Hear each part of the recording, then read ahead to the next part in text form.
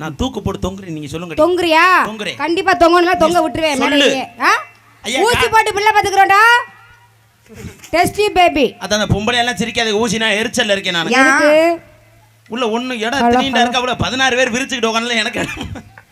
ஆம்பளை எதுக்குடா உள்ள வந்து உட்கார்றீங்க? வெளியே போய் உட்கார்ந்து தொலைங்க தானே. ஹலோ மிஸ்டர் சூத்வதி. ஏய் யார கூப்பிடுற? வானே. டேய் மாமா இரு.